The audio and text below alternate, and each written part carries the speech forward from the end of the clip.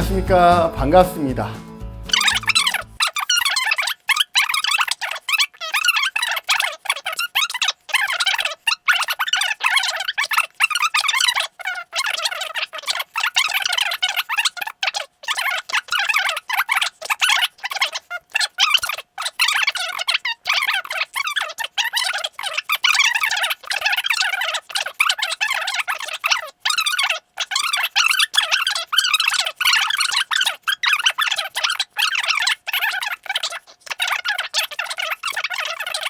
그래서 여러분들도 열심히 하시고 저도 열심히 준비하도록 하겠습니다. 자, 그래서 지난 시간에 이어서 이번 시간에도 지역사회복지론 제2강 살펴볼 건데요. 이번 시간에는 지역사회복지의 역사와 지역사회복지의 주요 이론에 대해서 살펴봅니다.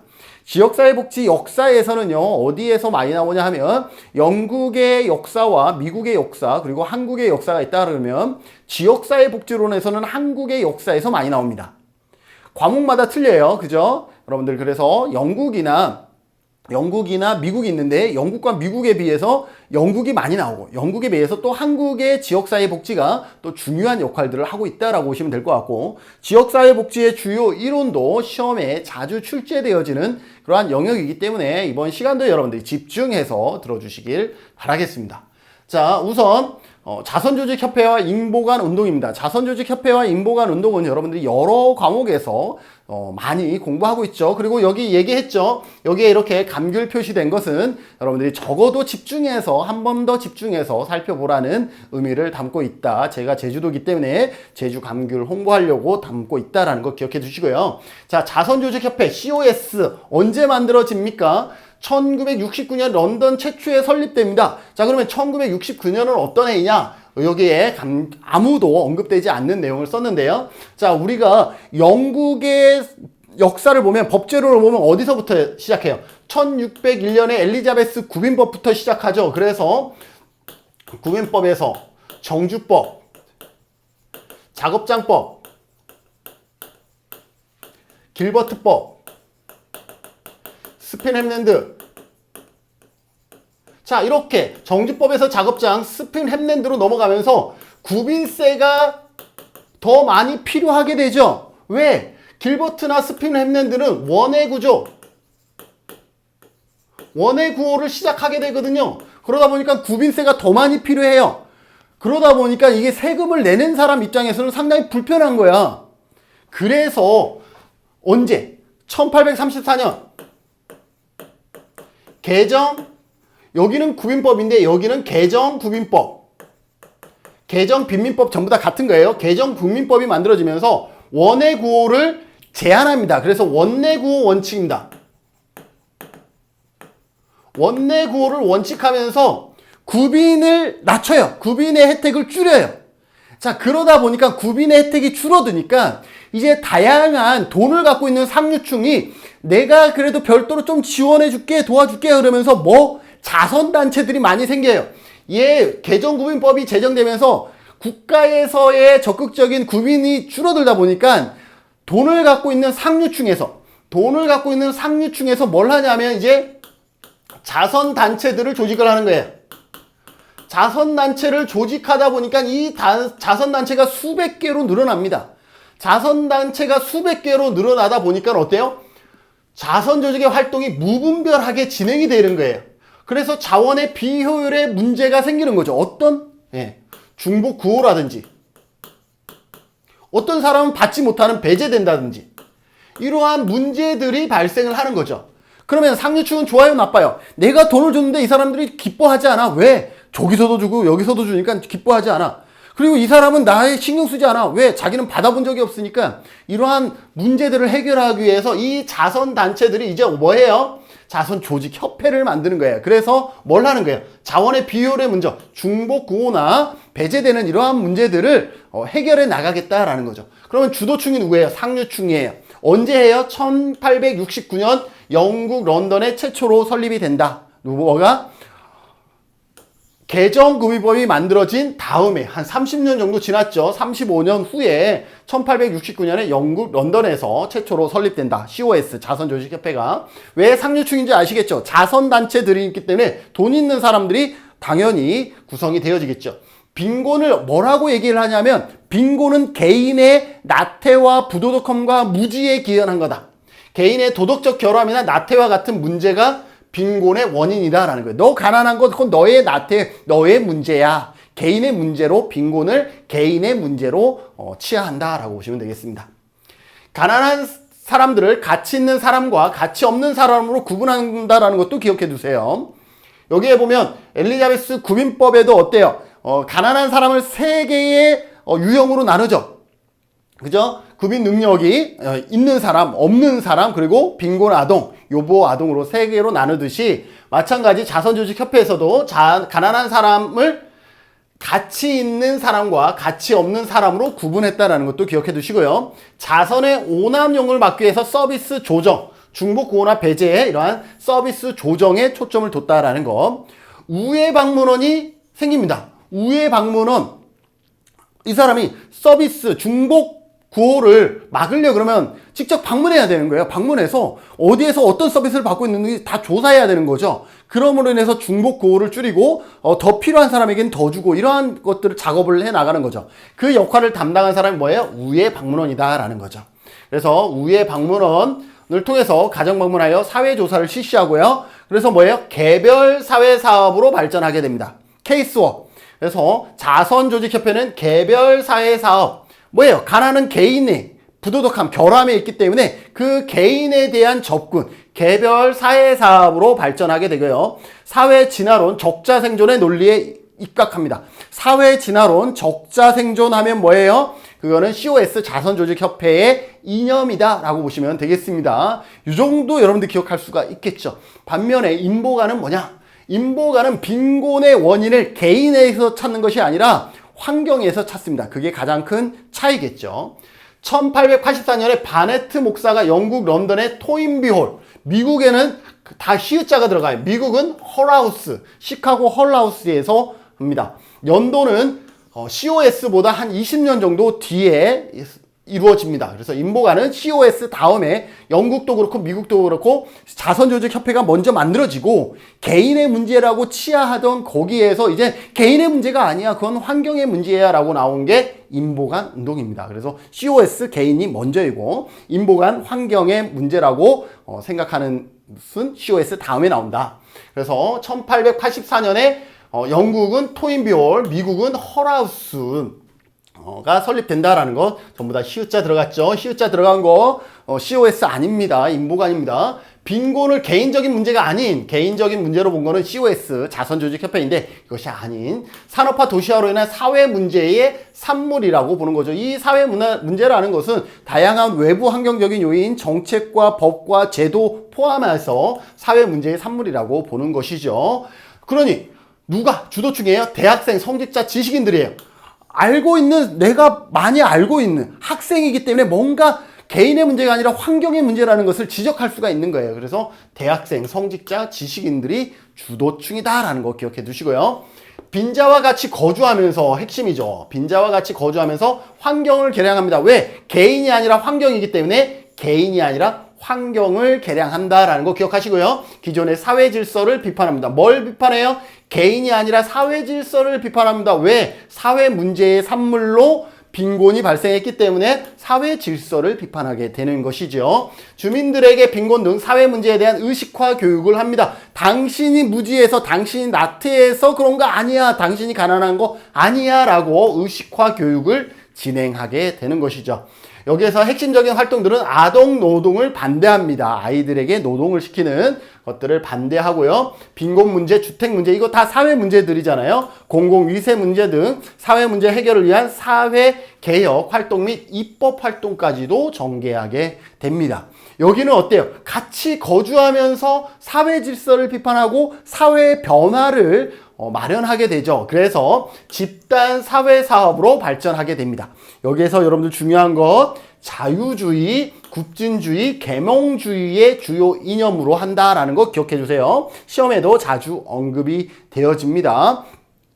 COS는 뭐예요? 사회 진화론 적자 생존이죠. 여러분들 기억하셨죠? 인보가는 뭐다? 자유주의, 계몽주의, 급진주의다라는 거 기억하세요. 자유주의, 급진주의, 계몽주의다라는 거. 자, 자유주의, 그 다음에 계몽주의, 그 다음에 급진주의가 뭐예요? 인보간의 주요 이념으로 삼고 있다라는 걸 반드시 기억해 두셔야 되겠습니다. 여기서부터 올라가셔도 돼요.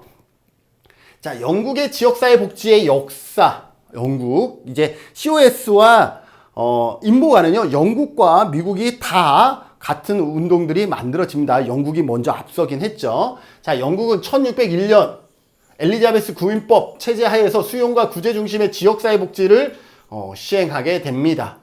영국의 엘리자베스 구인법, 여러분들 법제로는 어디서부터 시작하죠? 엘리자베스 구인법부터 시작하죠. 왜 엘리자베스 구인법부터 시작하나요? 구빈의 책임이 국가에게 있다라고 최초로 명시한 것이 엘리자베스 구인법이기 때문에 구인법부터 시작한다라는 것 여러분들 기억해 두시고요. 1800년대 말 자선조직협회와 인보간 운동이 등장하죠. 1860년대, 80년대 자선조직협회와 인보간이 등장하죠. 자선조직협회는 1869년이고 인보간은 1884년 토인비 홀, 바네트 목사에 의해서 토인비 홀, 영국 런던의 토인비 홀을 설립하게 된다라는 것.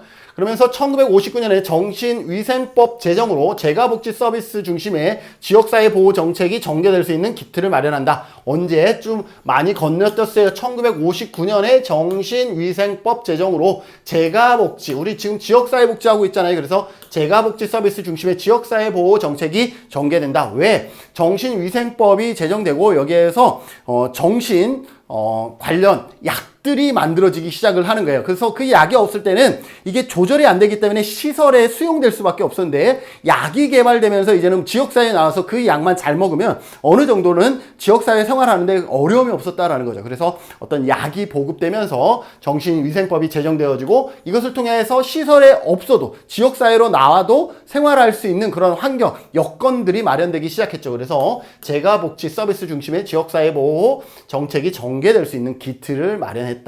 정신위생법 뭔지 아시겠죠? 그러한 내용들이 포함되어 있다라는 거 기억해 두시고요.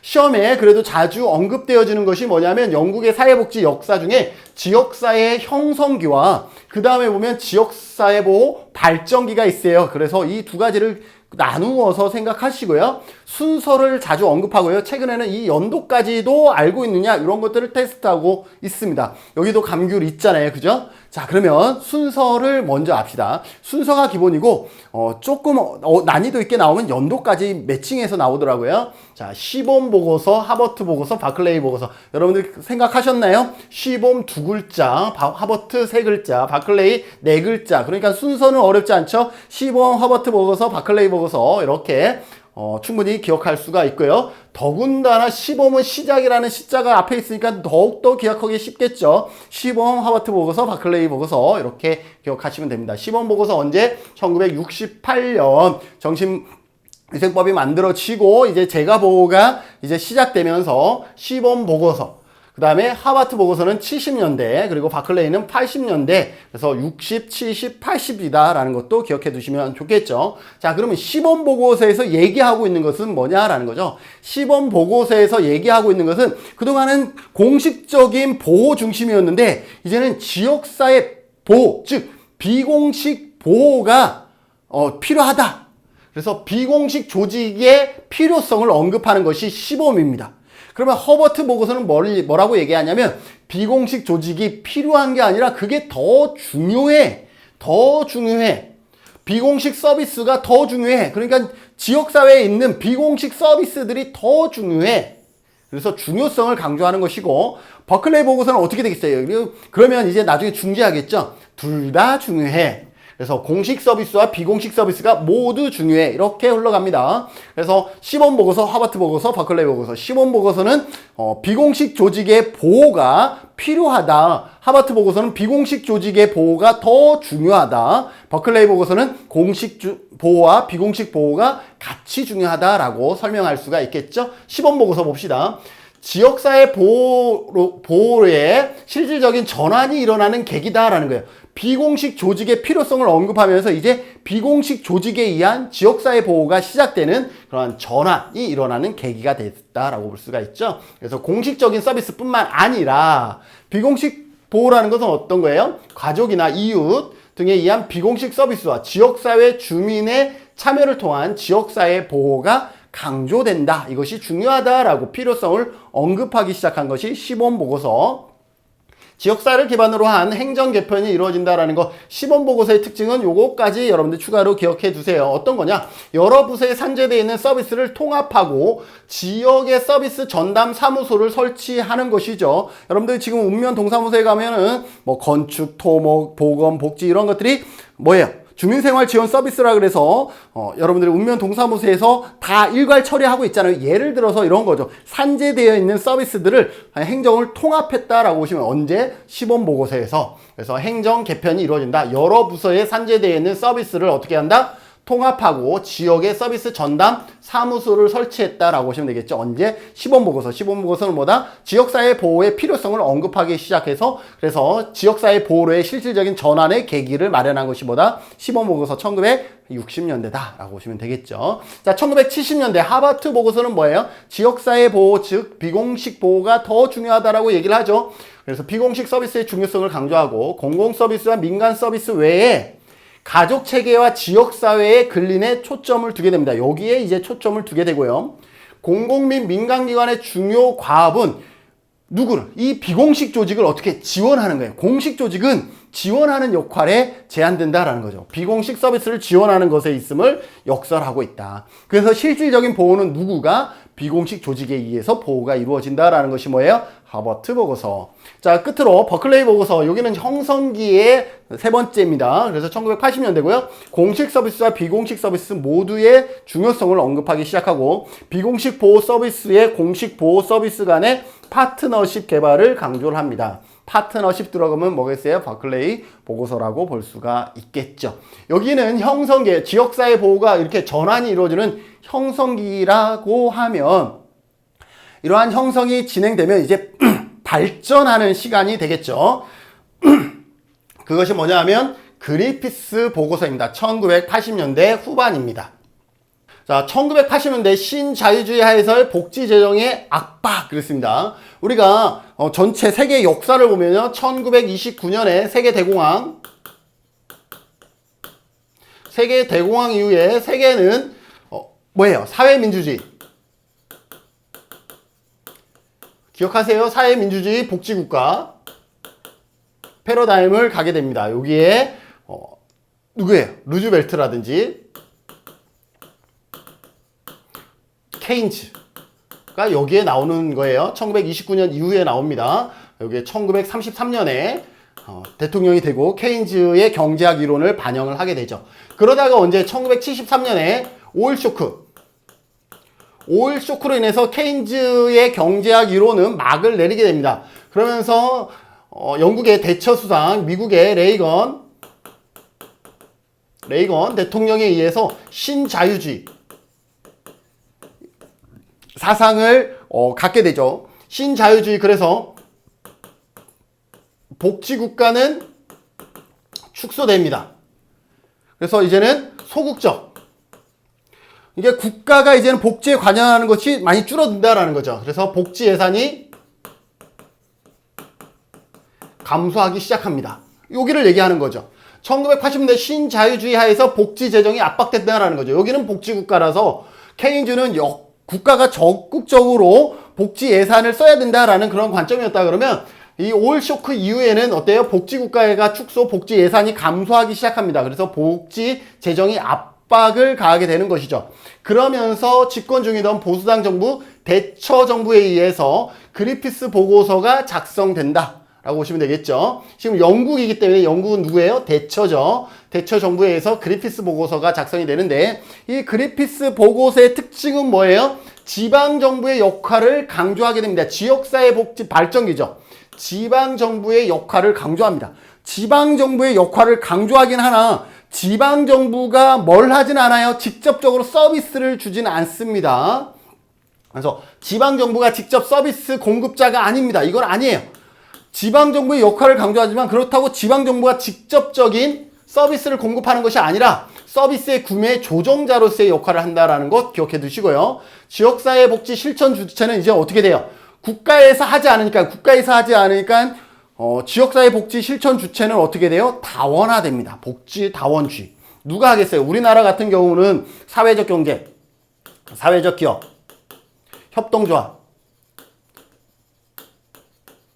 자활, 기업, 마을기업, 뭐 예를 들어서 이처럼 복지다원주의 논리를 따지게 된다라는 거죠. 그러니 그린피스 보고서 1988년에 그린피스 보고서는 현재 우리나라의 복지 형태와 아주 유사하다라고 보시면 되겠습니다. 그래서 사례관리 방식을 도입했다라는 것도 언제 그린피스 보고서라는 거 기억해 두시면 좋고요. 그래서 지역사회 보호의 1차적인 책임은 지방정부에 있으며 지방정부의 역할을 강조했기 때문에 1차적인 책임은 지방정부에 있다. 뭐예요? 그린피스 보고서다. 지역사회 보호에 관한 계획은 지자체에서 수립한다. 그린피스 보고서다. 지자체의 역할을 강조했다. 그러나 직접 서비스를 제공하지 않고 복지 주체는 이제 다원화되면서 사례 관리를 도입했다라는 내용을 여러분들 기억해 두시면 좋겠죠. 상당히 우리나라의 현재 모습과 유사하다라고 볼 수가 있지요. 자, 미국은 시험에 많이 나오진 않지만 뭐 이 과목만 역사가 있는 것이 아니기 때문에 자, 미국은 1890에서 1910년대를 보면 산업화가 이루어지죠. 산업화로 인해서 농촌에 있는 빈자들은 어디로 나와요? 도시로 나오죠. 왜? 도시로 또 산업지대로 나오는 거죠. 가면 일자리가 있을 것 같아서 농촌을 이탈해서 이제는 산업화 도시지역으로 나옵니다. 그런데 도시지역에 나왔는데 일자리 구하면 다행인데 구할 수 있나요? 없죠. 그러니 도시 빈곤자들, 도시 빈곤, 인종 문제, 주택 문제 등이 이제 야기하게 됩니다. 자, 그래서 어떻게 돼요? COS 인보관이 설립되죠. 그죠? 1980년대에 COS 인보관이 설립되어진다라는 거죠. 국가의 역할은 국민의 재산권 보호와 자유 수호, 인권의 보장에 한정되어야 한다라는 거예요. 미국이라는 나라는 항상 미국 하면 이퀄 뭐를 생각하냐면 자유를 생각하셔야 됩니다. 복지, 지나치게 복지로 개입하는 것도 자유를 억압하는 거예요. 그렇기 때문에 복지 수준은 어디에서 사회보장정책 중에 공공부조 영역에 제한됩니다. 그래서 국민의 재산권 보호와 자유수호. 그래서 미국이라는 나라는 항상 자유라는 단어가 쫓아간다라고 보시면 되겠습니다. 그래서 사회복지도요, 공공부조 위주의 사회복지가 이루어지는 거죠. 가장 선별적인 그러한 복지가 이루어진다. 그래서 인권의 보장 수준에서 복지, 국가의 역할은 제한되어져야 되지 지나치게 국가가 개입하는 것을 원치 않는 나라가 미국입니다. 그래서 사회 문제 해결을 위해 영국의 영향을 받아서 자선조직협회와 인보관 운동이 형성이 되죠. 자선조직협회, 영국보다 늦은 1877년에 버팔로, 그리고 인보관은 1889년에 헐하우스에서 시카고 헐하우스에 설립된다라는 것 기억해 두시기 바랍니다. 그래서 미국의 역사는 이렇고요. 자, 미국에서 여러분들이 기억해야 하는 것이 뭐냐면 1960년대에 미국은 빈곤과의 전쟁이라는 그런 어떤 슬로건을 걸고 운동을 하게 됩니다. 미국이라는 나라는 아까 전에 설명했던 것처럼 술렁가가 많이 있죠. 여기에서 마약도 판매하고 이러면서 여기의 문제는 해결되지 않는 문제로 계속 남아있는 거죠. 자, 그러면 우리가 저 빈곤을 없애려면 어떻게 할까? 미국은 고민했죠. 그 고민의 결과가 어떤 거냐? 아이들에게 교육을 시킨다 그러면 얘네들이 제대로 공부를 하게 되면 기술을 배울 것이고, 기술을 배우면 직장을 구할 것이고, 직장을 구하면 좀 안전한 편안한 삶을 살게 돼서 술렁가와 멀어지겠지. 그래서 이 지역이 술렁가가 아닌 안정된 지역으로 바뀌겠지. 이러한 생각을 갖게 된 거죠. 그러면서 실시한 것이 뭐냐 하면 헤드스타트. 1965년에 헤드스타트를 도입합니다. 헤드스타트, 아이들에게 교육의 권리를 부여해 주는 거죠. 그래서 가난한 지역, 그죠? 슬럼가 지역의 아이들도 교육을 받을 수 있는 권리, 혜택들을 주는 것이 헤드스타트라고 보시면 되죠. 이거 왜 했어? 빈곤과의 전쟁을 실시하기 위한 것이다 라는 거죠. 그래서 1964년에 빈곤과의 전쟁 선포로 연방정부의 책임이 확대되면서 저소득층의 어린이들에게 교육을 지원하고 빈곤의 악순환을 막고자, 그래서 빈곤을 이렇게 끊고자, 단절시키고자 1965년에 헤드스타트를 도입했다라는 것. 그래서 1960년 헤드스타트 기억해 두시면 좋고요. 신보수주의의 민영화입니다. 언제? 1973년에 석유파동, 오일 쇼크로 인해서 뭐가 발생하죠? 스태그플레이션과 불황으로 정부 재정을 축소해야 되는 상황. 영국에 아까 대처가 있었죠. 영국에 대처가 있었다 그러면 미국에는 레이건이 있죠. 레이건. 자, 그런데 미국의 레이건을 우리가 뭐라 그래요? 레이건 노믹스라 그러죠. 레이건 대통령의 이코노믹스, 경제에 합쳐서 레이건 노믹스라고 합니다. 우리 아베 얼마 전에 물러났지만 아베노믹스라는 단어를 우리가 얘기했었죠. 아베도 하면서 경제적인 영역에 관심이 되게 많았거든요. 그래서 아베노믹스라고 얘기하는 것, 아베의 어떤 경제 철학이라든지 이러한 주장들을 아베노믹스라고 얘기를 하는 거죠. 그래서 미국의 레이건 대통령의 어떤 경제 이념 이러한 것들을 레이건 노믹스라고 얘기를 하죠. 그때 당시 1973년에서 79년에 1차 오일 쇼크와 2차 오일 쇼크가 진행이 됩니다. 1차 오일 쇼크와 2차 오일 쇼크 요 기간 10년 안 되는 이 기간 동안 석유값이 11배 이상 폭등을 하게 됩니다. 자, 그러다 보니까 이거 하나 만드는데도 석유가 들어가는데 석유값이 엄청 11배나 뜨니까 이거 가격도 물론 뛰겠죠. 그러면서 사람들은 일자리를 잃게 되고 나는 월급을 받지 않는데 이거 가격은 월등히 높았어요. 이것을 뭐라 그래요? 물가가 상승되는 것을 인플레이션이 아니라 스태그플레이션이라고 합니다. 인플레이션은 경기가 호황되면서 물가가 상승하는 것을 인플레이션이라고 얘기한다 그러면 스태그플레이션은 경기는 침체되는데 물가는 뻥 튀는 거예요. 그러니 오히려 그 부담은 더 커지는 거죠. 그래서 나의 소득은 줄어드는데 물가는 더 올라가. 그럼 나는 이 소득으로 살 수 있는 게 예전에 10분의 1, 100분의 1밖에 안 되는 거죠. 이러한 상황을 스태그플레이션이라고 그러죠. 오일 쇼크, 석유 파동으로 인해서 스태그플레이션과 경기 불황 이 만들어지면서 정부 재정을 축소해야 되는 그러한 상황에 직면한 거죠. 그거는 영국뿐만 아니라 미국도 마찬가지였다라는 거죠. 그래서 기존의 복지 정책에 대한 효율성과 효과성에 대한 문제를 제기하면서 1981년에 정권을 잡은 레이건은 자군 정부를 표방합니다. 자군 정부. 그러니까 적극 복지 예산을 많이 쓰는 것이 아니라 국가는 뒤쪽에서 최소한의 복지를 담당하고 나머지는 시장에 내어맡기는 그래서 신자유주의라고 얘기를 하는 거죠. 사회사업에 대한 정부 지원을 축소하고 공공사회사업의 민영화.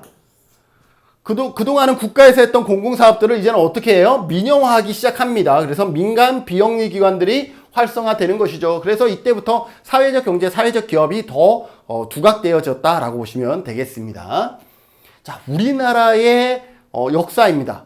여러분들 우리나라의 역사는 지역사회복지론에서 가장 많이 나오는 편이에요. 그래서 다른 데도 우리나라의 역사 있지만 다른 데서는 우리나라의 역사는 2000년 이후의 역사 중심으로 나온다 그러면 한국의 지역사회복지의 역사는 지역사회복지론에서는 이렇게 과거에서부터 같이 나옵니다. 일단 우리의 전통 인보 상조 간행이라 그러는데 두 가지를 기억해 두셔야 돼요. 전통 인보 상조 간행으로서 촌락 단위의 복지냐, 그 다음에 국가 단위의 복지냐, 이것을 여러분들이 먼저 나누셔야 돼요. 시험 볼 때 큰 틀에서는 촌락 단위냐 국가 단위냐 이것을 구분할 줄 알아야 됩니다. 자, 그러면 우선 촌락 단위의 복지 활동을 보면요, 우리가 여러분들 개 가입하죠? 그거 뭐예요? 친목. 경제적인 성격을 띠는 친목이죠. 그래서 우리가 매달 조금씩 5만 원씩 낸 다음에 나중에 개 타는 날은 그것을 한 사람이 왕창 받아나고 또 나중에 하면 또 누군가가 왕창 받아가고 이렇게 어떤 친목 관계에서의 경제적인 성격을 띠는 것이 개라고 할 수 있죠. 그래서 상부상조의 민간 협동체계 친목 경제적 성격을 가지고 있는 게 개고요. 두레와 품앗이는 노동력을 교환하는 건데 두레는 그 노동력이 뭘로 한정됐냐면 농사일. 두레는 농사일을 교환하기 위한 것이 두레입니다. 그리고 두레는 마을 단위로 해요. 그러니까 마을 단위로 이루어지는 거예요. 마을 단위로 조직돼서 농사일을 합니다. 예를 들어서 제주시에 있는 사람들이 서귀포시에 가서 일을 해주고 서귀포시에 있는 사람들이 제주시에 와서 농사일을 도와주는 거예요. 왜냐하면 우리도 그렇잖아요. 제주도는 겨울 때 감귤철에 일손이 많이 필요하면 이거 육지, 우리 제주도 외 지역을 육지라 그러는데 육지는 겨울에 농사를 안 짓잖아요. 그러니까 그분들은 겨울에 일손이 남아돌죠. 그러면 겨울에 와서 우리의 일손을 도와주고 우리는 봄에 가서 또 모내기를 도와주고 이러한 부분들을 뭐라 그래요? 두레라고 합니다. 농사일을 협력해요. 마을 단위로. 반면에 품앗이는 뭐냐면 이것도 일자리 교환인데 이거는 뭐냐 하면 노동력이에요. 농사일이라고 하는 것이 아니라 노동력이에요. 그냥 오늘날의 공동 육아나 같은 거죠. 예를 들어서 어떤 걸까요? 나는 강의를 잘해요. 그래서 옆집 아이한테 강의를 해줬어요. 그런데 나는 시간이 없어요. 그러면 옆집의 부모님은 우리 아이를 돌봐주는 거예요. 그러니까 서로 노동 교환의 형태는 다른 거죠. 나는 강의를 해줬고 옆집 부모는 우리 아이를 돌봐줬어요. 뭐예요? 농사일이 아니라 노동력을 교환한 거죠. 노동력을. 서로 잘하는 노동력을 교환한 것은 품앗이라 그럽니다. 이 품앗이는 가까운 이웃 중심으로 이루어지는 거죠. 그래서 두레와 품앗이는 이렇게 엄격하게 구분되어서 설명할 수가 있다는 거 기억하시고, 향약이라는 것은 마을 단위의 자치규약입니다. 향약. 그래서 마을 단위로 실시되는 향촌의 자치규약, 현재의 조례와 유사한 성격을 갖고 있는 것이 뭐다? 향약이다 라고 보시면 돼요. 근데 현재의 조례, 이거는 뭐예요? 촌락 단위의 조례 형태가 향약이다 라는 걸 보시면 되고요. 사창. 사창하면 여러분들이 사창하면 기억하는 게 의창과 상평창 기억하죠? 사창과 의창, 상평창은 국가 단위의 복지 활동으로 구분이 되는데, 사창은 촌락 단위입니다. 사창은 촌락 단위에서 이루어지는 것이고, 의창과 상평창은 뭐예요? 국가 단위에서 이루어지는 복지활동이다라는 것을 기억해 두셔야 됩니다. 그래서 사창과 의창과 상평창은 삼창이라고 하긴 하나, 의창과 상평창은 국가 단위이고 사창은 뭐예요? 촌락 단위다라는 것을 기억해 두시면 됩니다. 사창은 재앙이나 흉년에 대비하여 미리 향민에게 곡식을 징수 또는 기증받아서 저장해 두었다가 촌락 단위로 규율하는 제도. 여기에 핵심 뭐예요? 촌락 단위로 규율 제도다. 그러면 촌락이라는 단어가 들어가면 이건 뭐 그냥 사창이야 라고 여러분들 기억해 두시면 좋겠습니다. 어떤 재앙이나 흉년에 대비해서 미리 곡식을 걷어들였다가 나중에 필요할 때 촌락 단위로 규율하는 제도를 뭐라 그래? 사창이다 라고 보시면 되겠습니다. 자, 그래서 이러한 촌락 단위의 복지 활동, 요거 시험에 나올 때 어떻게 되냐면 어쩌고 저쩌고 해서 뭐 촌락 단위다 아니면 마을 단위다 이렇게 나오면 맞는데, 어쩌고 저쩌고 이 설명까지 다 맞은 다음에 국가 차원의 복지 활동이다 그러면 이 앞에 설명은 전부 다 맞았어요. 품앗이는 노동력을 상시적으로 차용 또는 교환하는 가까운 이웃 중심의 국가 차원의 복지 제도다 그러면 틀린 거예요. 왜? 앞에 설명은 다 맞았지만 뒤에가 촌락 단위가 아니라 국가 차원이라고 했을 땐 틀린 거예요.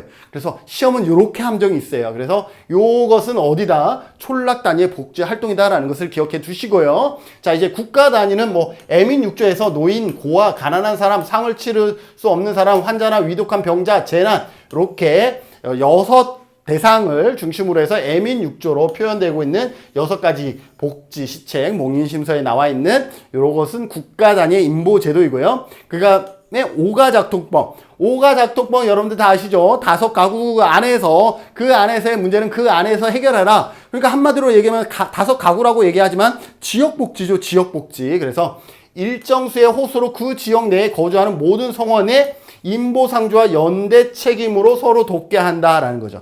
그러나 이거는 뭐예요? 국가 차원에 의한 인보제도다라는 거예요. 마을 단위가 아니라 국가 차원에서 실시하고 있는 그것이 뭐다? 오가작통법이다 라고 보시면 되겠습니다. 국가 단위의 상설복지기구입니다.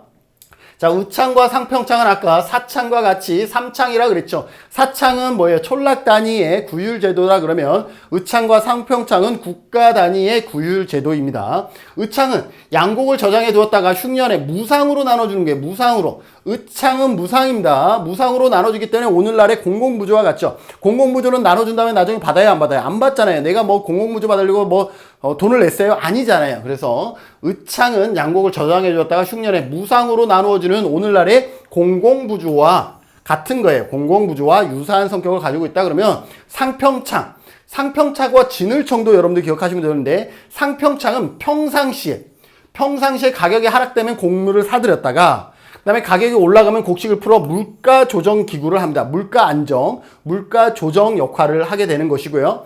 진을청도 물가 조정이에요. 상평청과 진을청은 물가 조정이라는 것에 또 같아요.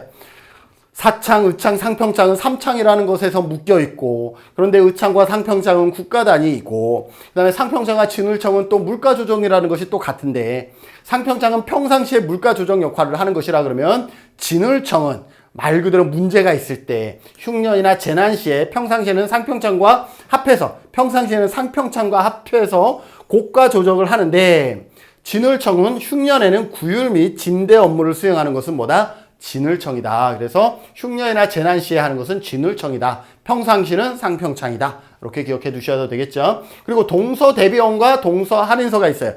동서대비원과 동서할인서, 할인원은 같은 거라고 보시면 돼요. 근데 동서대비원은 고려시대고 동서할인원은 조선시대예요. 같은 성격을 갖고 있는데 고려와 조선의 차이가 있을 뿐이지 하는 역할은 빈민들의 의료구호를 하는 거예요. 의료구호. 치료를 목적으로 하고 있다. 무위탁 환자들을 수용해서 치료를 하고 있다라고 보시면 돼요. 그래서 빈민들의 의료구호, 무위탁 환자를 수용하고 있다라는 거죠.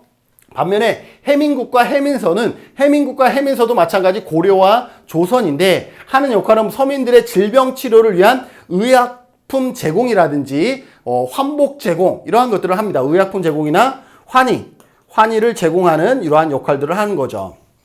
이것은 어때? 해민국과 해민서의 역할이다라고 보시면 되겠습니다. 그래서 여러분들 이 내용 어려웠지만 요 정도는 기억해 두시면 좋겠습니다. 요 정도 여러분들 한 두 번 정도 공부하시면 여러분들 좀 기억하시겠죠. 그렇게 해주시고요. 자, 이제 일제 강점기로 넘어갑니다. 1944년에 조선 구호령, 1944년은 2차 세계대전 당시예요. 1945년까지 2차 세계대전이 만들어지고 1942년에 뭐가 만들어지죠?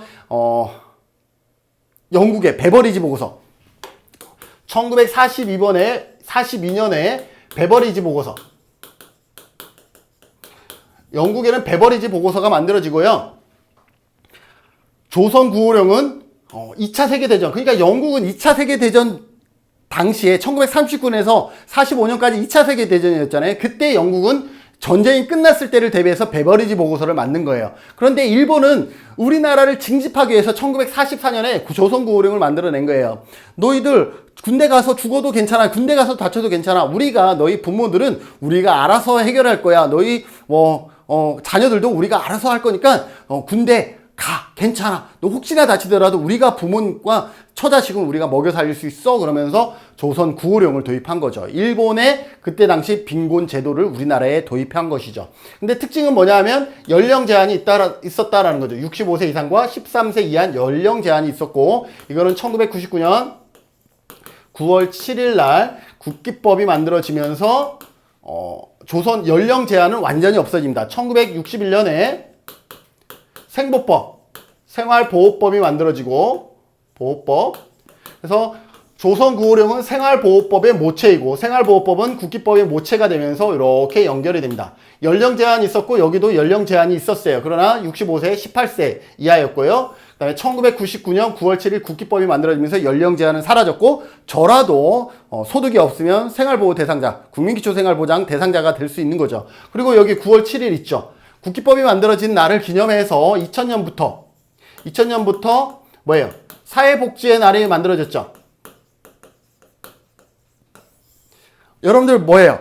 여러분들 이 영상 여러분들 조회수 300 되면 또 올릴 건데, 그러면 하루 이틀은 좀 지나야겠죠. 내일 정도 되면 300 조회수 될 것 같은데, 바로 내일 여러분들 업로드했다 그러면 지금 영상을 촬영하는 오늘이 9월 7일이거든요. 오늘이 제22회 2000년에 제1회 사회복지의 날이 시작돼서 이 날을 기념해서 9월 7일을, 그래서 지금은 제22회 사회복지의 날이었다. 오늘 지금 영상 찍고 있는, 영상 찍다 보면 12시 지금 넘었을 것 같기도 한데요. 아무튼 그렇습니다. 자, 그래서 이때는 조선고령은 시혜적인 의미가 있었고, 당근이에요. 당근. 징집하기 위해서 우리나라의 젊은 장경들을 징집하기 위한 당근에 해당됐었고요. 해방 이후 1961년 생활보호법이 제정되면서 폐지가 됐고, 이 생활보호법은 다시 2000년 1999년 9월 7일 국기법이 만들어지면서 폐지가 됩니다. 국기법은 1999년 9월 7일 만들어지고 시행은 2000년부터 시행이 됩니다. 사회복지시설과 사업 보시면 인보강 개설 1601년 반열방 북한 원산에 설립되고요. 와, 2000년은 네, 아직 예, 까마득한데 1921년 서울에 태화여자관이 설립이 되어집니다. 그래서 우리나라 최초의 복지관, 사회복지관은 어디냐라는 질문이 나오면 여기냐 여기냐 혼란스럽긴 한데 여기에 반열방은 북한에 있어요. 그래서 시험에서 정답은 얘가 나오진 않아요. 보기에 나오진 않고요. 시험에서 정답은 1922년에 21년에 서울 태화여자관이다 라고, 사회복지관이 최초 시행된 것은 태화여자관이다 라고 정답이 나왔었습니다. 자, 해방 이후에 외국 민간 원조기관, 외원기관이라 그러죠. 우리가 쉽게 외원기관, 카파 조직, 외국 민간 원조단체 한국연합회가 있는데, 이 카파가 1952년에 7개 기관으로 시작했다가 1970년대 말에 완전히 철수합니다. 철수할 때 카파가 외국 원조기관이 몇 개나 됐냐면 70개가 넘었어요. 1964년에 70여 개로 증가하고 1970년대 말 카파 외국 원조기관이 우리나라에서 전부 철수하게 됩니다. 그래서 1970년대 후반부터 철수하기 시작했다라고 보시면 되겠죠. 1970년대 새마을운동 기억하시죠? 1970년대 새마을운동 기본 운영 근면자주 협동하면 이거 새마을운동이다. 이것도 시험에 나오니까 근면자주 협동 이거 뭐 고르라는 게 아니라 이러한 단어가 나오면 이게 새마을운동 1970년대 새마을운동이구나. 이 정도 기억해 두시면 될 것 같고요. 농한기 농촌마을 가꾸기 시범사업으로 처음에 시작해서 지역사회 복지 실천을 위한 기반이 됐다라는 거. 저도 1970년대 태어났거든요. 그래서 저도 매주 뭐 일요일 월요일 되면요 잘 살아보세 막 방송이 나와요. 그러면 전부 다 호미 들고 나와서 마을 주변에 그 긴 자풀들 있죠, 요거 베고 막 이렇게 하면서 집에 들어갔었어요. 어쨌든 집에서 한 사람 무조건 나와서 새마을운동에 참여를 했어야 됐기 때문에 저도 가끔 부모님 발에 차여 갖고 나와서 풀비고 뭐 이런 적도 있었다라는 거죠. 자, 1980년대에는요 1983년에 사회복지관, 여기서부터는 이제 시험에 나오는 영역이기 때문에 여기서부터는 연도 포함 기억하셔야 됩니다. 여기서부터는 연도 포함 기억하시고, 단 좀 나은 거는 여기서 기억하는 것이 여기서만 나오는 것이 아니라 뭐 행정론, 법제론, 정책론에서 같이 다 나올 수 있기 때문에 여러분들이 1타, 뭐 3피, 4피 할 수 있다라는 거예요. 그래서 여러분들이 연도 외우는 거 짜증내 내지 마시고, 어차피 다른 과목에서도 또 연도가 나오기 때문에 나올 때마다 내가 암기하려고 최선을 다하는 것이 오히려 더 좋은 방법이다라고 보시면 됩니다. 1983년에 사회복지관이 설립이 됩니다. 1983년에. 그리고 1987년에 사회복지 전문요원이 배치돼요. 1987년에 사회복지 전문요원. 여기 때는 전문요원이었고요. 이게 나중에 2000년이 되면서 별정직에서 일반직으로 전환되면서 사회복지 전담 공무원으로 용어가 완전히 바뀌게 됩니다. 지역사회 문제의 해결을 위해서 점차 사회행동 모델이 강조되어집니다. 1980년대 여러 가지 문제가 있었잖아요. 그죠? 그러한 문제 해결을 위해서 사회행동 으쌰으쌰 하는 그러한 모델이 강조되었던 시기다라고 보시면 되겠습니다. 1987년 사회복지 전문요원, 83년 사회복지관 설립 기억해 두시고요. 1990년대 사회통합, 정상화 등의 이념이 반영되면서 재가복지 서비스가 확대됩니다. 우리나라 1990년대보다 재가복지 서비스가 확대된 건 언제다? 1990년대다 기억해 두셔야 됩니다. 그리고 지역사회 중심의 자활사업이 전개되고 지방자치제도의 도입 언제? 1995년 뭐예요? 지방자치제, 그죠? 1991년에 지방의회 의원을 우리가 직접 선거를 통해서 선출을 했고요. 1995년에는 지방자치단체장을 우리가 직접 선거를 통해서 뽑게 됩니다. 그래서 지방의회와 지방자치단체까지 우리가 직접 선거로 뽑게 되는 1995년을 지방자치제도의 시작이다라고 우리가 얘기할 수가 있습니다. 1995년 지방자치제 기억해 두셔야 됩니다. 주요로 1989년에 주택건설초칙법이 만들어지면서 저소득층 영구 임대 아파트 내 일정 규모의 사회복지관 설립을 의무화하게 됩니다. 1984년에 사회복지관이 설립이 되고 89년에 복지관, 그죠? 저소득 임대 아파트 있죠? 저소득 영구 임대 아파트 단지 500호 이상 설립된 곳에서는 반드시 그 안에 복지관을 지어야 된다라는 조항이 법제화되면서 이제 복지관 설립이 늘어나기 시작을 한다라고 보시면 되고, 90년대 재가복지 서비스 확대됐다 그랬죠? 1992년 재가복지 봉사센터 설립 기억해 두셔야 되고요. 1995년에서 1999년까지 5년간 보건복지사무소입니다. 보건복지사무소 시범사업. 우리가요, 어떤 순서나 이런 거 할 때 지역사회복지에서 빠지지 않는 것이 보건복지사무소와 사회복지사무소 요 두 가지입니다. 보건복지사무소는 1995년에서 1999년까지 5년간 보건복지사무소 시범사업을 했다 그러면 사회복지사무소는 2004년에서 2006년까지 2년간 시범사업을 했습니다. 둘 다 본사업으로 넘어가지는 않았습니다. 그러면 1995년에서 99년까지 보건복지 시범사업을 했는데 왜 본사업으로 넘어가지 않았냐? 여러 가지 문제가 있지만 보건과 복지를 하나로 묶는 것에 대한 당위성이 부족했고요. 보건복지사무소가 접근성이 높아야 되는데 이 보건복지사무소를 어디다 뒀냐 하면 보건소에다가 뒀어요. 보건소 몇 개 안 되잖아요, 지역에. 그죠? 우리 제주도도 몇 개 안 돼. 보건지소까지 해도 몇 개 안 되는데 접근성이 떨어지다 보니까 그것에 대해서 뭐예요? 어떤 효과성을 내기가 쉽지 않았고 인력 충원이 없이 일만 늘어나다 보니까 여러 가지 어려움에 직면하다 보니까 1995년에서 99년까지 5년간 보건복지사무소 시범사업은 시범사업으로 막을 내리게 됩니다. 99년에 자활지원센터 시범사업을 추진하고요. 1998년 7월에 사회복지 공동모금회법이 시행됩니다. 근데 여기에서 재정도 같이 기억하세요. 공동모금회법이 만들어진 것은 1997년이다.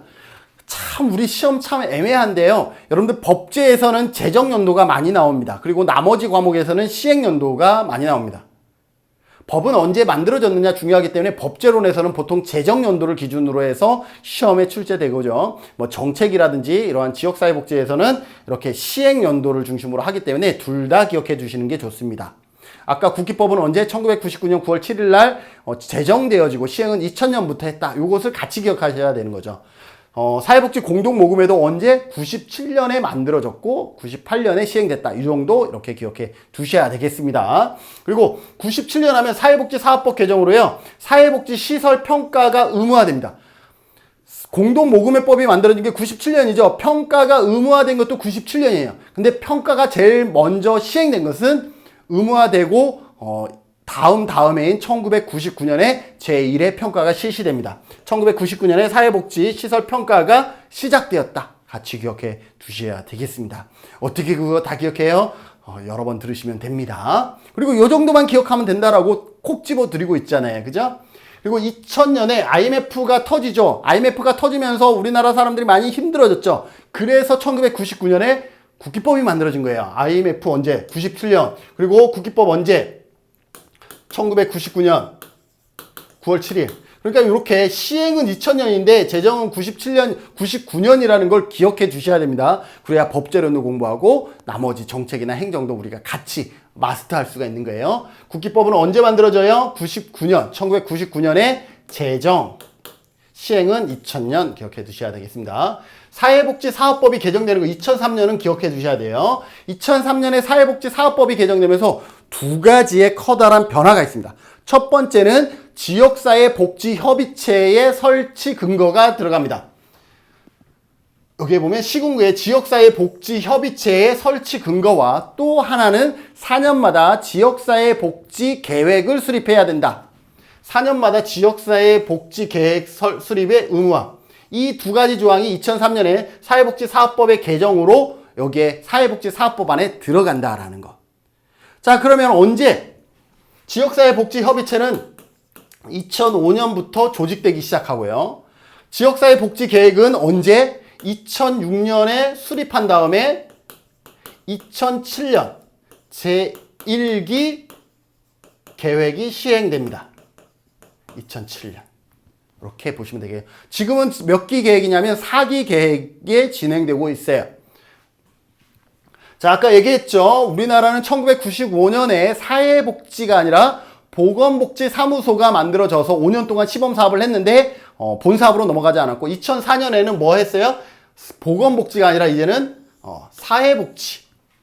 사회복지사무소 시범사업을 실시합니다. 여기도 본사업으로 넘어가지 않았어요. 그리고 요것도 기억해 두셔야 되는데 2004년에 한시적 분권교부세를 도입했다가 2014년까지 운영돼서 2015년에는 보통교부세로 전환된다. 이것도 기억해 두세요.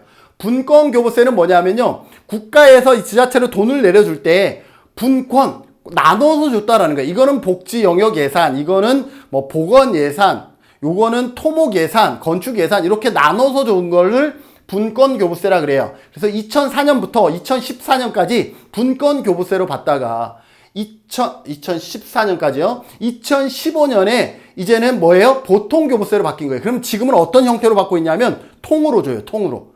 그러면 우리 지자체에서 행정에서 이것을 보건 쪽에는 얼마 쓸 것인지, 건설은 얼마 쓸 것인지 이것을 지자체에서 이제 결정하고 있다라는 거죠. 그래서 2015년에 우리는 상당히 긴장했었어요. 사회복지 현장에서는. 저게 통으로 오면은 복지 쪽에 예산 잘 안 쓸 건데 생색내기 위해서도 건축 하나 더 하고 길 예쁘게 닦아서 표 하나라도 더 받으려고 할 건데 그러면서 우리가 적극적으로 안 된다 하면 으쌰으쌰 하면서 복지 예산 늘려야 된다 막 이렇게 하면서 그 예산들을 확보하기 시작을 했었던 거죠. 그래서 지금은 어떤 거다? 분권 교부세가 아니라 보통 교부세로 통합되었다라는 거 기억하세요. 언제부터? 2015년부터 보통 교부세였다라는 것도 기억해 두셔야 됩니다. 2005년에 지역사회복지협의체 설치됐죠. 2003년에 사회복지사업법 개정되면서 두 가지 들어갔어요. 지역사회복지협의체랑 지역사회복지계획 수립. 그래서 2005년에 지역사회복지협의체 쭉 넘어와서 2005년에 수립됐고요. 2006년에 자원봉사활동 기본법이 시행됩니다. 2006년 자원봉사활동 기본법. 이 기본법이라고 들어간 것은 보통 행안부예요. 행안부. 그래서 기억해 두시고요. 그래서 제정은 2005년인데 시행은 2006년이고 그리고 2007년에 주민생활지원서비스, 주민생활서비스 전달체계를 전국적으로 도입하게 됩니다. 이 주민생활지원서비스는 어떤 것이냐면 지금 읍면동 사무소의 형태라고 보시면 돼요. 여러분들 읍면동 사무소에 가면 어떻게 돼요? 거기에 가면 보건, 복지, 뭐 농업, 건축, 뭐 상하수도 이거 전부 다 그 안에서 해결되고 있죠. 이렇게 한 곳에 가면 그것을 전부 다 지원받을 수 있는 것을 주민생활 지원 서비스라고 합니다. 그래서 2007년부터 주민생활 지원 서비스가 도입이 됐어요, 우리나라에. 그리고 이것을 우리가 홍보하기 위해서 그 전까지는 읍면 동사무소였잖아요. 사무소라는 이름을 붙였다가 이제는 읍면동 뭘로 바뀌었어요? 읍면동 주민센터로 바뀐 거죠, 주민센터로. 주민센터로 왜 바뀌었어요? 주민생활 지원 서비스를 우리가 각인시키기 위해서 읍면동 사무소를 읍면동 주민센터로 언제 2007년에 바뀌었다라는 것 기억해 두시고요. 2007년에 아동발달 지원 계좌 디딤 씨앗 통장이 만들어진다라는 것, 그리고 전자바우처 사업이 시행됩니다. 그래서 지역사회 서비스 투자 사업. 그래서 지역사회 서비스 투자 사업은 어떤 거냐면 장기 요양이라든지 장애인 활동 보조와 같이 이러한 바우처 사업을 일반적으로 뭐라 그래? 지역사회 서비스 투자 사업이라고 우리가 그렇게 그냥 간단하게 이해하셔도 될 것 같습니다. 2008년에 드림스타트 사업을 시행합니다. 드림스타트 하니까 뭐가 생각나요? 미국의 빈곤가의 전쟁, 1960년대 빈곤가의 전쟁을 통해서 헤드스타트 운동이 만들어졌죠. 빈곤 아동들의 교육권을 확보하기 위해서 1960년대 미국의 헤드스타트를 우리나라는 2008년에 드림스타트로 벤치마킹해서 갖고 왔다라고 보시면 되겠습니다. 그리고 2008년에 노인 장기 요양 보험법이 시행이 됐죠. 그래서 시행된 거 2008년 시행됐다라고 보시면 되겠습니다. 노인 장기 요양 보험법은 언제 만들어졌어? 2007년에 만들어진 거죠. 자, 여기서도 여러분들 상당히 중요한 영역입니다. 2010년 사회복지 통합관리망 행복이음이 개통됩니다. 2010년 사회복지 사통망이라 그래요. 네, 사회복지 통합관리망 행복이음 반드시 기억해 두셔야 되고요. 2012년에는 시군구 희망복지 지원단인데 앞에 뭐예요? 시군구라는 것을 기억해 두세요. 왜냐하면 여기에 읍면동 복지허브가 있어요. 복지허브. 시군구 복지허브가 아니고 읍면동 복지허브는 2016년, 2012년은 시군구 희망복지 지원단이다 라고 보시면 되겠습니다. 희망복지 지원단은 뭘 하냐면 사례관리를 하는 거예요. 사례관리, 통합 사례관리를 시행합니다. 여러분들 사례관리는요 이제까지 민간기관에서 했었거든요. 공공에서 안 했어요. 그런데 2012년 시군구 희망복지 지원단 만들면서 공공에서 사례관리를 시작한 거예요. 그런데 이 공공에서 사례관리를 할 수 있었던 것이 바로 이거예요. 2010년에 사회복지 통합관리망을 만들면서 이제 정보를 가지고 있는 거예요. 공공에서 정보를 가진 사통망, 사회복지 통합관리망의 정보를 가지고 있기 때문에 2012년 시군구에서 희망복지지원단을 통해서 통합 사례관리가 가능했다라고 보시면 되겠죠. 그리고 2013년에는 이제 사회복지 통합관리망에서 사회보장 정보까지 플러스하면서 사회보장 정보 시스템을 개통합니다. 사회보장 정보 시스템이 개통되었다라는 것 전부 다 기억하셔야 돼요. 이거는. 그리고 2014년에 송파 세모녀 사망 사건이 발생을 합니다. 송파 세모녀 60대의 어머니와 두 딸이 극단적인 선택을 하게 되는 거죠. 그러면서 우리 사회에 너무나 많은 파장들을 남기는데, 그러면서 2015년에 아주 많은 변화들이 있습니다. 아까 2014년에도 변화가 있었다 그러면 2015년도 그 송파 세모녀 사망 사건 이후에 어떤 법이 하나 만들어지는데, 그게 사회보장급여 이용 제공 및 수급권자 발굴에 관한 법이에요. 이것이 2014년에 제정되고 2015년에 시행이 된다라고 보시면 되겠습니다. 이건 어떤 것이냐, 사회복지사업법에 여기에 특징을 보면요, 사회복지사업법에 아까 뭐가 있었어요? 지역사회 복지협의체가 있었죠. 그리고 4년마다 계획 수립도 어디에? 사회복지사업법에 있었죠. 그 사회복지사업법에 있던 그 내용이 고스란히 새로운 법이 만들어졌기 때문에 이쪽으로 삽입됩니다. 그래서 사회복지사업법상에 지역사회 복지계획이 이 법률로 이관되어 지역사회 보장계획으로 바뀝니다. 복지계획이 보장으로 바뀐다는 것도 시험에 나왔었어요. 왜 여기는 복지였냐면 사회복지사업법 안에 있었기 때문에 지역사회복지계획이었어요. 근데 여기에 봤더니 여기는 사회보장급여로 이쪽으로 넘어왔잖아요. 이 관련 내용이. 그러면서 복지가 보장급여로 넘어오니까 보장계획으로 바뀝니다. 그래서 복지에서 보장으로 바뀌었다는 거 반드시 기억해 주시고요. 그리고 사회보장 정보원이 출범한다라는 거. 그래서 사회보장 정보 시스템 행복이음이 만들어지고요. 사회보장 정보 시스템 행복이음이 범정부 형태로 만들어지고 사회서비스 전자바우처 등의 사업을 진행하게 됩니다. 그리고 2006년부터 점점 내려올수록 이제 지역 중심으로 바뀌는 거예요. 그래서 여기는 시군구였다 그러면 2016년에는 이제 읍면동까지 쪼개지는 거예요. 읍면동 복지 허브화 사업을 하게 됩니다. 그래서 읍면동 주민센터의 복지 기능을 강화시키면서 2016년, 아까 2007년에 뭐였어요? 주민센터가 만들어졌죠? 그죠? 주민생활 지원 서비스를 도입하면서 읍면동사무소가 주민센터로 바뀌었었죠? 2016년에 뭘로 바뀌어요? 행정복지센터로 바뀝니다. 지금 여러분들 읍면동사무소 아니에요. 읍면동 행정복지센터예요. 물론 다 바뀌진 않았지만 그렇습니다. 그리고 2017년 찾아가는 보건복지 서비스를 시행했다라는 것. 그리고 2018년에는 3대 복지관 행복이음 시스템을 공유. 3대 복지관에서 이 행복이음 시스템은요, 보건복지부에서 이 시스템을 본 다음에 위기가구가 있으면 시군구에다가 지자체에다가 통보해줘요. 그러면 지자체가 그때야 대상자를 파악해서 접근을 하는데, 그러면 이미 늦는 거예요. 그래서 2018년 3대 복지관의 행복이음 시스템의 일부를 볼 수 있는 권한을 넘겨준 거예요. 그래서 시스템을 공유하기 시작했고 치매안심센터가 설치가 됩니다. 우리 문재인 정권에서 했던 사업 중에 하나가 치매안심센터죠. 그래서 치매 국가 책임제, 그게 도입됐고 아동수당이 실시됩니다. 2018년에 아동수당 실시할 때 상위 10%를 안 줬었죠. 그런데 2019년에 바로 뭐예요? 아동수당 모든 아이에게 전액 주고 있죠. 그래서 아동수당은 우리나라의 유일한 사회수당이다라고 얘기할 수가 있습니다.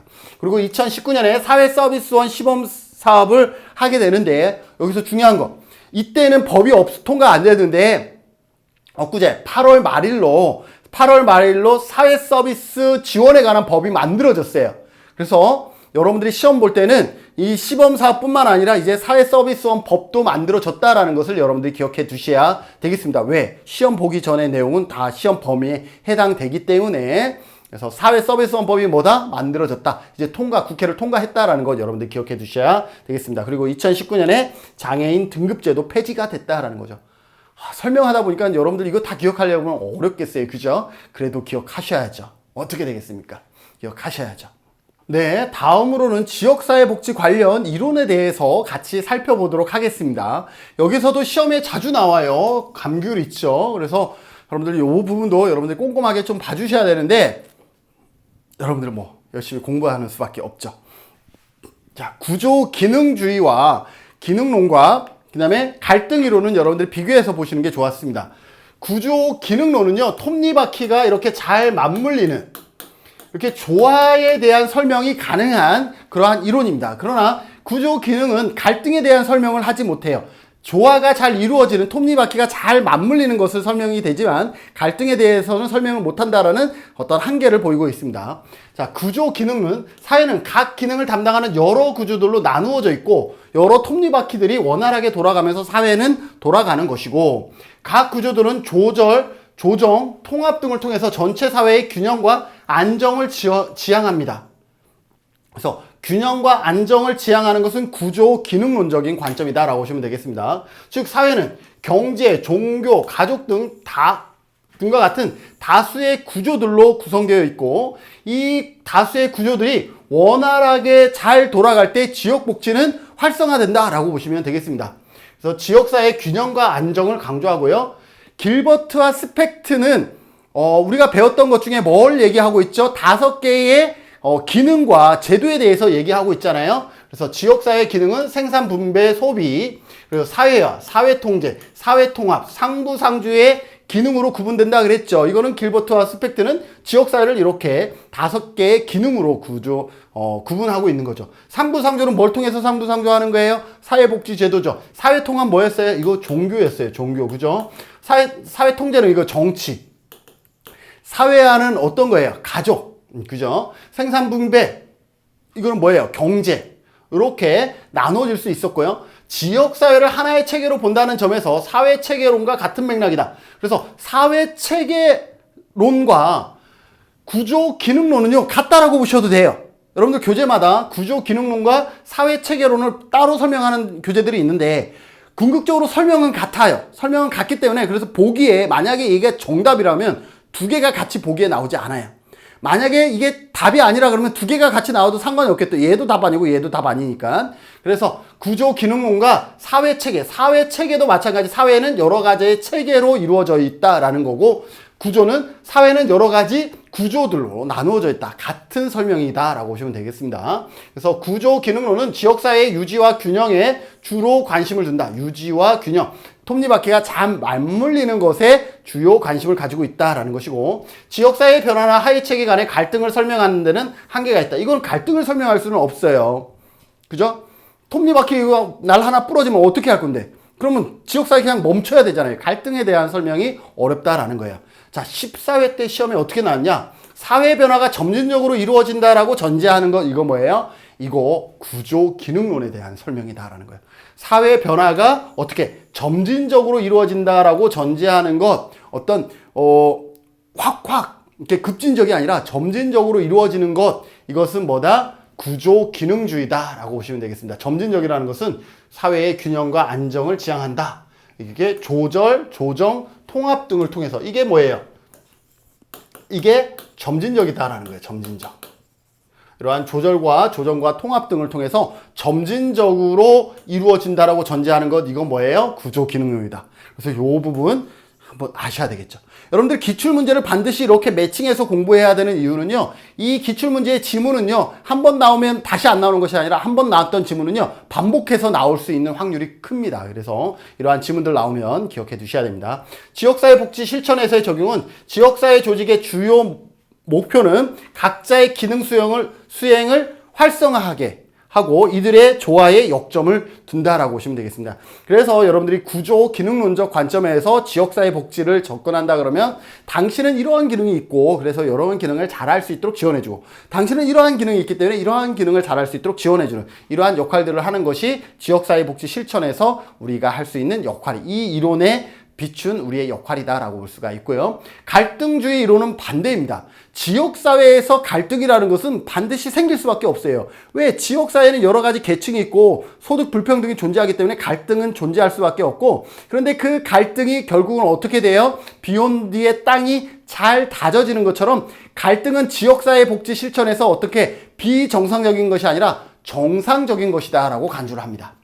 사회를 합의와 균형만 있는 이상적인 것으로 본 구조 기능주의를 비판하면서 만들어진 것이 갈등주의입니다. 근데 갈등은 어떨 때 만들어져요?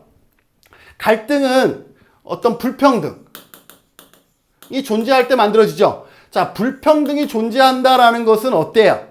우리가 그 불평등의 불평등을 받는 사람 입장에서 우리는 뭐 할 수 있어? 옹호. 그래서 갈등, 옹호 이러한 것들은 같이 매칭되는 단어이다 라고 보시면 돼요. 갈등은 사회의 본질적 현상이면서 불가피한 것이다. 그래서 갈등은 생길 수밖에 없다라는 것이죠. 그래서 사회 내 갈등은 경제적 갈등, 문화적 갈등, 세대 간 갈등 등 다양하게 존재하고 사회가 일시적으로 안정적일 수는 있어요. 균형적일 수는 있어. 그러나 그게 일시적이지 이는 일시적인 것이지 지속적인 갈등이야말로 사회 변화를 가능하게 하는 주요 기제다라는 거예요. 그러니까 비온 뒤에 땅은 더 잘 다져질 수 있다는 것을 설명하고 있습니다. 그래서 갈등을 부정적으로만 바라보지 않는다는 게 핵심이에요. 즉 정상적인 것이라고 보는 것이 갈등주의 관점이다. 그래서 타협이나 협상의 과정을 원활하지 않을 경우에는 지역사회 긴장이 고조될 수 있으며 지역사회 전체의 발전이 정체될 수 있다는 것도 참고하시고요. 자, 13회 때 시험은 어떻게 출제되느냐 이렇게 돼요. 갈등을 둘러싼 연대와 권력 형성의 도구가 될 수 있다는 측면에서 사회행동 모델에 유용하다. 자, 봐요. 갈등 이론은 불평등이 존재할 때 갈등이 생기겠죠. 그러면 사회복지사는 옹호한다 그랬죠. 옹호는 사회복지사의 어떤 역할이에요? 지역사회 뭐가 있어요? 지역사회 개발 모델, 지역사회 계획 모델, 지역사회 행동 모델이 있는데 옹호는 뭐예요? 지역사회 행동 모델입니다. 행동 모델. 우리가 으쌰으쌰 할 때 뭐예요? 직접 행동하기 바로 전 단계가 옹호해. 그들의 편에 서주는 것을 옹호라 그러는데 그래서 뭐예요? 갈등주의는 사회 행동 모델에서 유용하다. 즉 뭐예요? 우리는 옹호를 할 수가 있다는 거죠. 옹호. 옹호는 뭐예요? 사회 행동의 방법이죠. 이렇게 기억하시면 됩니다. 그래서 갈등주의는 불평등이 생기고 불평등은 옹호. 우리 지역사회 복지사의 역할은 뭐예요? 옹호자의 역할을 해준다. 옹호자의 역할의 가장 적절한 모델은 뭐예요? 사회행동 모델이다. 이렇게 기억하셔야 돼요. 이거 그냥 여기서 끝나는 것이 아니라 이 지역사회 복지론에서 핵심입니다. 사회행동, 옹호, 갈등 이런 것들을 기억해 주셔야 됩니다. 지역사회 복지 실천에서의 적용. 외부와의 갈등은 지역사회 내부의 결속력을 높여주기도 하죠. 맞죠? 여러분들 가족 안에서 서로 막 이렇게 소원하더라도 옆집하고 싸우게 되면 뭐예요? 우리 결속력 강해지죠? 왜 우리 아버지한테 그러는 거예요? 이렇게 하잖아요. 그죠? 갈등을 겪으면서 더욱 역동적이고 민주적인 지역사회로 탈바꿈하게 되는 거죠. 처음에는 불평등 그냥 받아들였지만 갈등이 심화되면서 어떻게 돼요? 이렇게 옹호도 해주고 사회 행동 모델로 발전되면서 이제 어떻게 대항하면서 이제 어떻게 되는 거예요? 더 지역사회가 긍정적으로 발전하는 계기가 된다라고 볼 수가 있고요. 알린 스킨이 주장한 그런 이론이다라고 보시면 되겠습니다. 사회체계 이론 뭐와 같다 그랬죠? 구조주의와 같다 그랬죠. 그래서 체계는 특정한 목표를 달성하기 위해 이한 물체나 요소의 집합이다. 전체 사회는 크고 작은 하위 체계로 구성되고 전체로서 체계는 부분의 합보다 크다. 사회 체계 이론의 대표적인 슬로건이죠. 전체로서의 체계는 부분의 합보다 크다. 나무 젓가락 하나하나 10개를 부러뜨릴 수 있지만 전체를 하나를 한 번에 부러뜨릴 수 없는 것을 이렇게 표현한 거죠. 전체로서의 체계는 부분의 합보다 크다. 부분 10개를 부러뜨릴 수 있지만 전체는 부러뜨릴 수 없다라는 거죠. 다양한 체계들 간의 상호작용을 강조합니다. 그래서 사회체계 이론이나 구조, 기능주의 이론은 다 어떤 상호작용을 강조하고요. 부분들은 하나의 전체를 만들고 전체는 다시 부분들에 영향을 주면서 전체와 부분은 뗄 수 없는 하나의 공동체로 존재하고요. 체계는 개방체계로 존재하고 체계는 일정한 조정과 적응 과정을 거치면서 새로운 균형 상태, 뭐예요? 구조 기능주의와 같은 설명이죠. 그래서 점진적이다라고 얘기를 하고 있죠. 점진적. 실제 지역사회는 유기적으로 잘 짜여진 것이 아니기 때문에 그럼에도 불구하고 여기 구조 기능도 갈등을 설명하지 못한 것처럼 실제 지역사회는 유기적으로 잘 짜여진 것이 아니기 때문에 이 이론을 적용하기에 한계를 보이고 구조 기능주의와 마찬가지로 지역사회의 변화 및 갈등을 설명하는 데는 한계가 있다라는 것이요. 시험에 어떻게 나왔냐? 13회 때 보면 보수적 이론으로 비판받지만 지역사회의 구조와 기능을 설명할 수 있다. 지역사회의 구조와 기능을 설명할 수 있는 건 뭐예요? 사회체계 이론 또는 구조 기능주의다라고 보시면 되겠습니다. 그래서 보기에 구조 기능주의가 나왔으면 예, 사회체계 이론이 나왔으면 예, 이렇게 선택을 해주시면 되겠습니다. 지역사회 복지 실천에서의 적용. 사회체계 이론은 문제를 둘러싼 다양한 체계를 동시에 볼 수 있는 안목이 있습니다. 체계가 사회는 여러 개의 체계가 이루어졌다고 보고 있기 때문에 그 여러 개의 체계들을 우리가 다 볼 수가 있겠죠. 보건 체계, 복지체계, 문화체계 이런 것들을 우리가 전반적으로 살펴보는 것을 사회체계 이론이다라고 보시면 되겠습니다. 그래서 하위체계의 내부의 문제뿐만 아니라 각 체계의 상호작용 과정에서의 문제점을 파악하는 데도 유용하죠. 보건은 잘 되는데 복지는 안 되거나 교육은 잘 되는데 문화는 안 되거나 이러한 것들을 우리가 같이 살펴볼 수 있는 게 사회체계 이론이다라고 보시면 되겠습니다. 자, 사회체계 이론과 같이 설명되어지는 것이 뭐냐면 생태체계 이론입니다. 사회체계 이론과 생태체계 이론은 유사한 것 같아요. 서로 상호작용을 한다라는 것 유사한데 생태체계는 어떠한 단어가 더 많이 언급이 되냐면 종속이라는 단어가 많이 언급이 됩니다.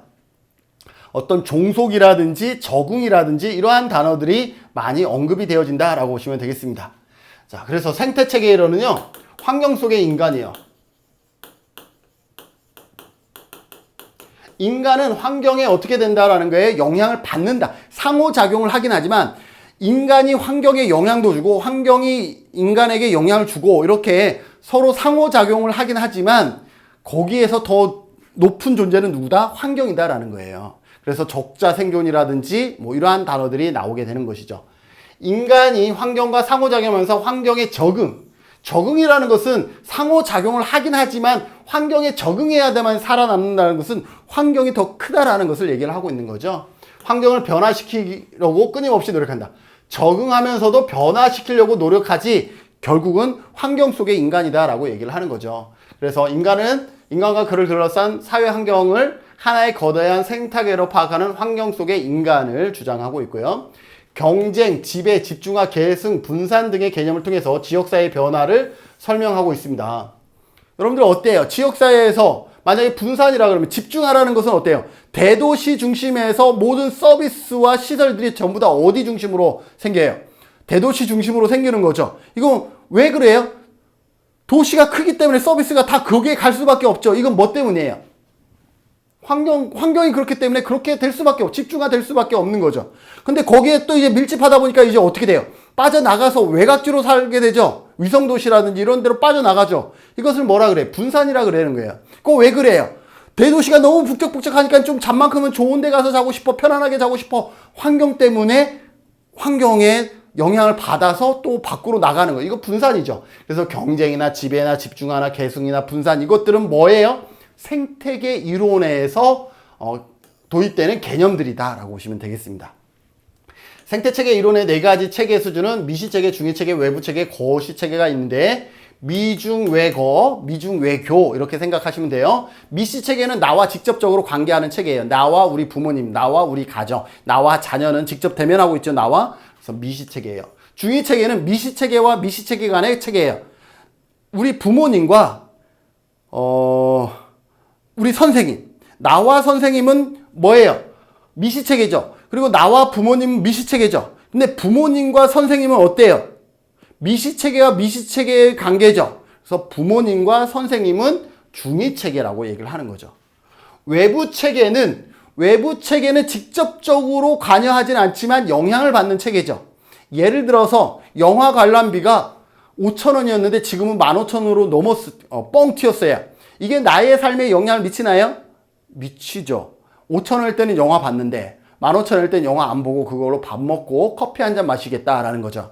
나의 삶에 영향을 미치는 거죠. 그런 것을 외부체계라 그러고 거시체계는 어떤 정치라든지 어떤 법이라든지 이러한 것들을 거시체계라고 얘기를 합니다. 자, 환경에 대한 적응에 초점을 둡니다. 적응. 그러니까 지문에 적응이라는 단어가 나오면 상호작용 어쩌고 하면서도 적응이라는 단어가 나오면 이건 생태체계 이론이구나 라고 보시면 돼요. 기본적으로 체계의 안정성을 지향하기 때문이고 문제적 환경에 대한 저항이나 변화를 적극적으로 추구하지 않고 대안 제시에 한계가 있다. 뭐예요? 적극적으로 변화하는 것이 아니라 순응하면서 내가 뭔가 환경을 바꾸길 노력은 하지만 적극적이지 아니라 순응하면서 적응하면서 이러한 삶을 사는 것이 생태체계 이론이다라고 보시면 돼요. 13회 때 시험에 어떻게 나왔냐면 지역사회는 공간을 점유하는 인간 집합체로서 경제, 중심화, 분산, 분리 등의 현상이 존재한다. 분산은 여기에서 떠나서 위성도시에 가서 잠을 자는 것이고 분리 같은 경우는 이 안에서 유사한 성격끼리 이렇게 모여 이게 짜집기 되죠. 이런 것들은 분리라고 하는 거죠. 이런 것들 다 왜 그래요? 뭐 환경 때문에 그렇게 되는 거죠. 이러한 것은 생태체계 이론이다라고 보시면 돼요. 그래서 지역사회복지 실천의 적용은 사람과 환경의 관계뿐만 아니라 지역사회와 지역사회 간의 상호작용에도 초점을 두고 있고, 자원의 집중도나 인구의 분포 이런 거 나오면 이거 왜 인구의 분포가 거기에 몰렸어요? 어떤 도시화라든지 아니면 공업단지가 형성됐다든지 이거죠. 그거 뭐예요? 환경 때문에 인구가 몰린 거죠. 환경 때문에 여기는 슬럼가가 된 거죠. 그거 뭐예요? 생태체계 이론을 살펴보는 것이다 라고 보시면 되겠죠. 저소득층이나 밀집과 배제, 지역의 성장과 역동성 등의 변화를 파악하는 데 용이하다. 그래서 이러한 지문이 나오면, 인구 분포 이런 거 나오면 이거 생태체계 이론이구나, 정답은 이렇게 찾으셔야 되는 거예요. 지역사회 역시 변화에 순응하면서 살아남고 그렇지 못하면 도태된다는 자연의 섭리를 따르고 있죠. 순응이라든지 이러한 단어들이 나오면 생태체계 이론이다. 개인의 변화만을 추구하기보다는 환경의 변화를 같이 고민해야 함을 제시하고 있는 것이 생태체계이다.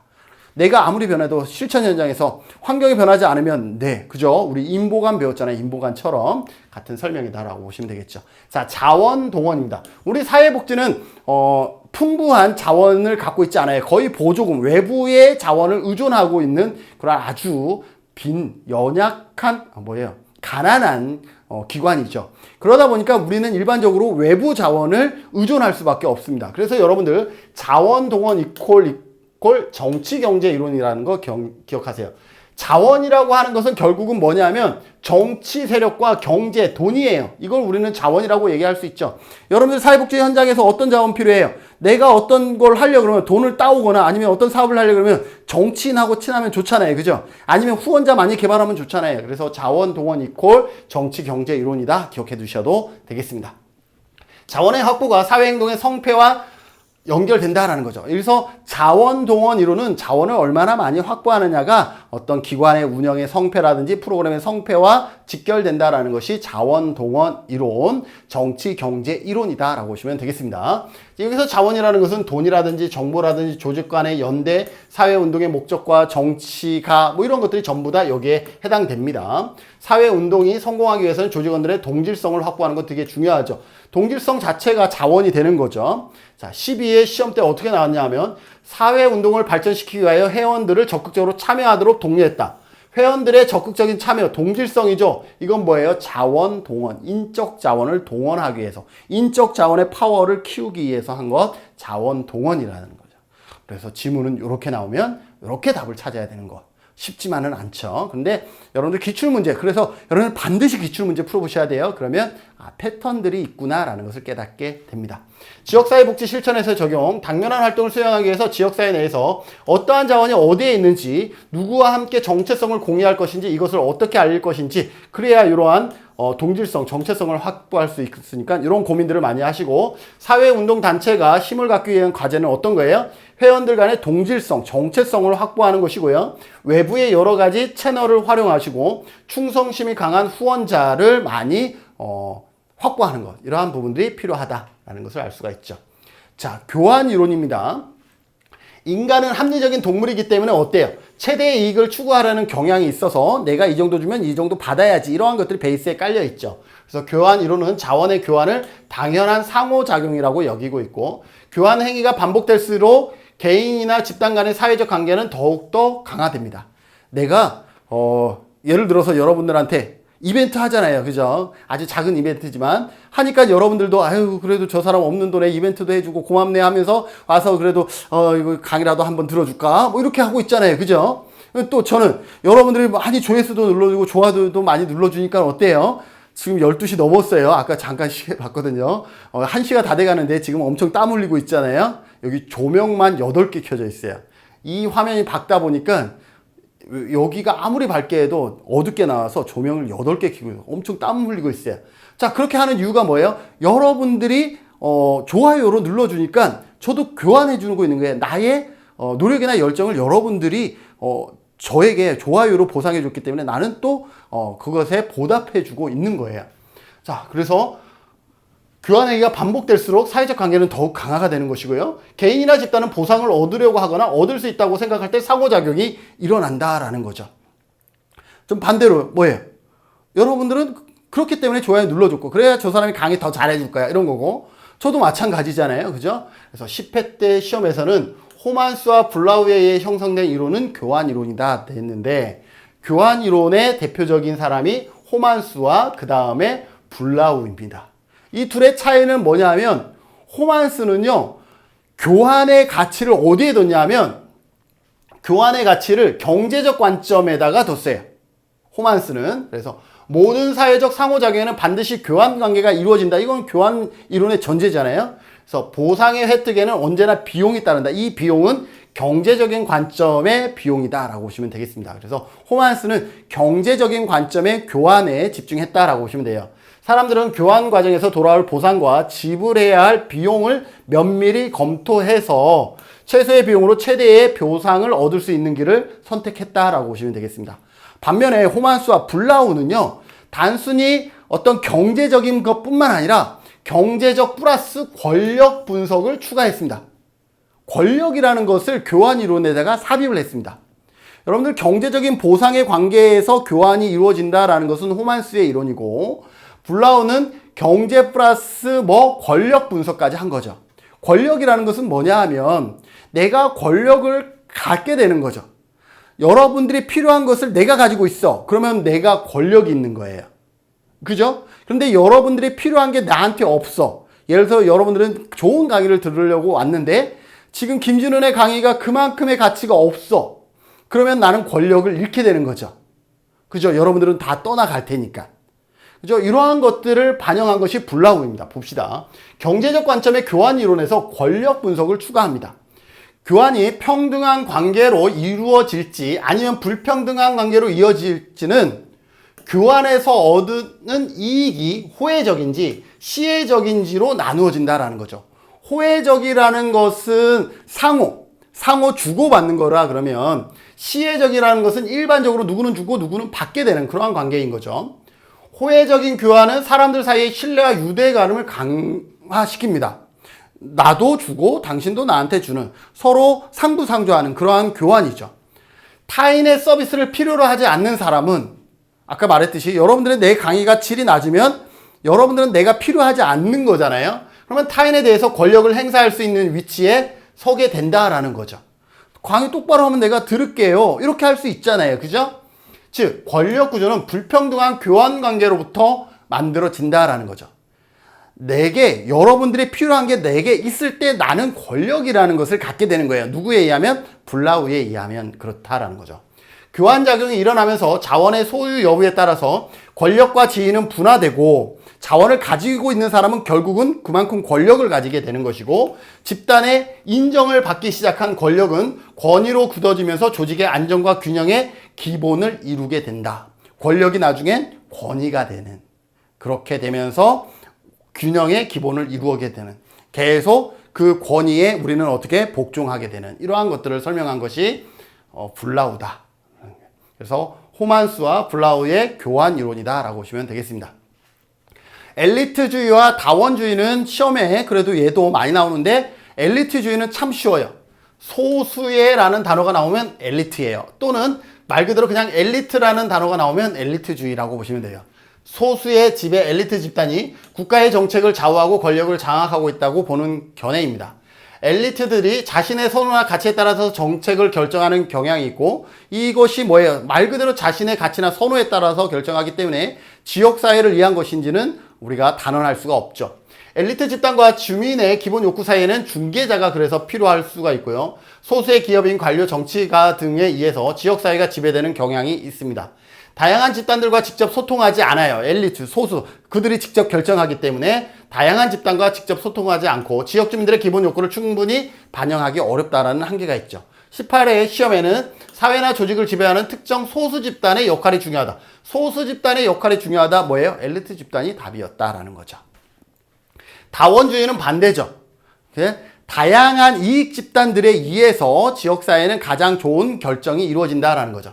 사회는 소수의 엘리트에 의해서 지배되기보다는 집단 간의 경쟁, 갈등, 협력에 의해서 민주적으로 운영되어진다라는 견해이고, 대표적인 학자는 슌페터이고, 여러 집단과 조직의 이익 표출이 정책 과정에 영향을 미치게 됩니다. 그러니까 여러 집단들의 이익 집단들이 참여하면 거기에서 어쨌든 좋은 정책, 좋은 어떤 대안들이 만들어진다라고 보시면 되겠죠.